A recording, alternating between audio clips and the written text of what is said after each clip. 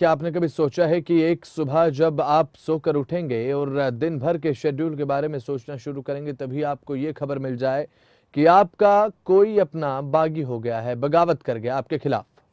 महाराष्ट्र में भी कुछ ऐसा ही देखने को मिला है।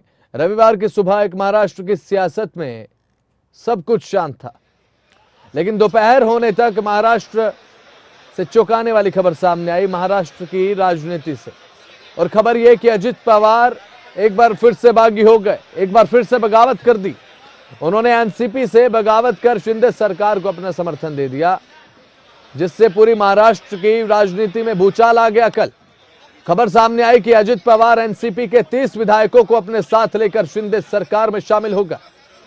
और इसकी न किसी को पहले कोई खबर थी, न किसी ने सोचा था, किसी को रत्ती भर भी इसकी भनक नहीं थी कि ऐसा हो सकता है। जब अजित पवार महाराष्ट्र के मुख्यमंत्री एकनाथ शिंदे से मिले तो धीरे धीरे खबरें उठनी शुरू हुई, और बात उठी तो दूर तलक भी गई। और चंद ही घंटों में अजित पवार शिंदे सरकार से मिले और डिप्टी सीएम बन बैठे। अजित पवार के साथ 8 और विधायकों ने मंत्री पद की शपथ ले ली, सीधा कैबिनेट में जगह दे दी गई। महाराष्ट्र के इतिहास में शायद पहली बार हुआ है कि जब पल भर में सरकार को समर्थन देने वाला गुट 1 घंटे के भीतर ही कैबिनेट में शामिल हो जाए।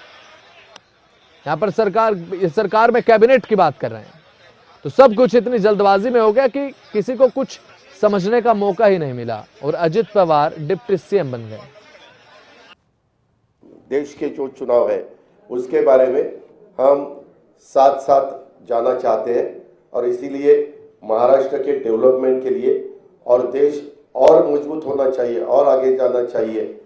जो कुछ आज थोड़े बहुत प्रॉब्लम होते हुए वो सॉल्व करने के लिए भी सबने एकजुट होके उसका मुकाबला करना चाहिए।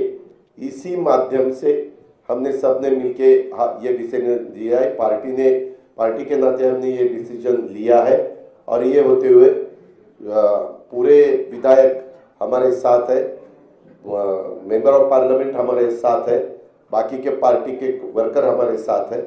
इसीलिए आज मैंने डिप्टी चीफ मिनिस्टरशिप का ओथ ली।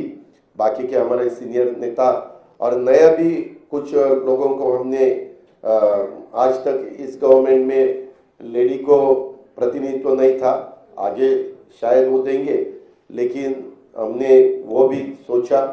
और यंग जनरेशन को भी हमने कैबिनेट मिनिस्टर के नाते, जैसे पहले मुझे याद है भुजबल साहब के नेतृत्व में हमने जब 99 में चुनाव लड़ा था, तब हम यंग थे, मैं आर पाटिल, दिलीप वळसे पाटिल, जयंत पाटिल, हम सुनील तटकरे, हम सब ये लोगों को मौका मिला था। अभी वैसा ही संजय बनसोड़े हो या अपना आदित्य तटकरे हो या अनिल भाईदास पाटिल हो, ऐसे अलग अलग नए लोग। तो ऐसे में अब सवाल ये उठता है कि अजित पवार की ये बगावत पहली नहीं है, इससे पहले भी अजित पवार बगावती तेवर दिखा चुके हैं।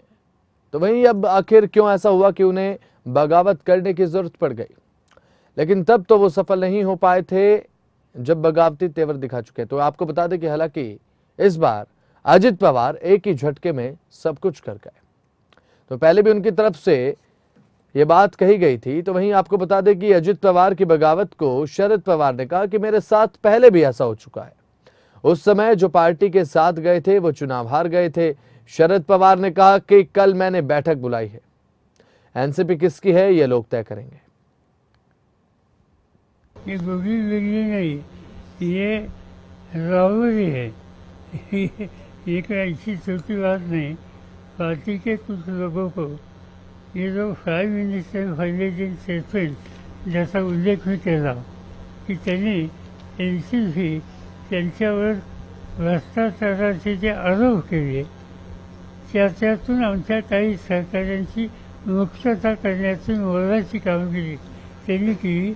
हा या गोष्टीचं घराने धरण्याची बाजू।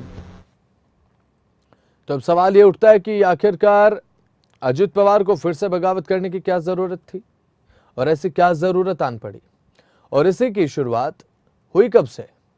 दरअसल 10 जून 2023 कि शरद पवार ने अपनी पार्टी के 25वें स्थापना दिवस के पर चौंकाने वाला ऐलान किया था, जिसमें उन्होंने अपनी बेटी और सांसद सुप्रिया सुले और साथ ही पार्टी के वरिष्ठ नेता प्रफुल्ल पटेल को एनसीपी का कार्यकारी अध्यक्ष नियुक्त कर दिया। सुप्रिया सुले को लोकसभा चुनाव के साथ साथ महाराष्ट्र, हरियाणा, पंजाब, महिला और साथ ही युवा मोर्चे की जिम्मेदारी दी गई। तो यहाँ आपको बता दें कि जबकि पटेल को मध्य प्रदेश, राजस्थान और गोवा का कार्यभार दिया गया है, लेकिन सुप्रिया सुले और प्रफुल्ल पटेल से ज्यादा चर्चा अजित पवार की हुई, क्योंकि एनसीपी के इन संगठनात्मक बदलाव में अजित पवार का नाम कहीं नहीं आया था। कार्यकारी अध्यक्षों के ऐलान के बाद शरद पवार शाम को मीडिया के सामने आए। अजित पवार ने आपको बता दें कि अजित पवार के सवाल एनसीपी अध्यक्ष ने कहा कि उनके पास महाराष्ट्र में विपक्ष की जिम्मेदारी है। माना जा रहा है कि यहीं से अजित पवार की नाराजगी शुरू हुई और अब अजित पवार एनसीपी छोड़कर शिंदे सरकार में शामिल है।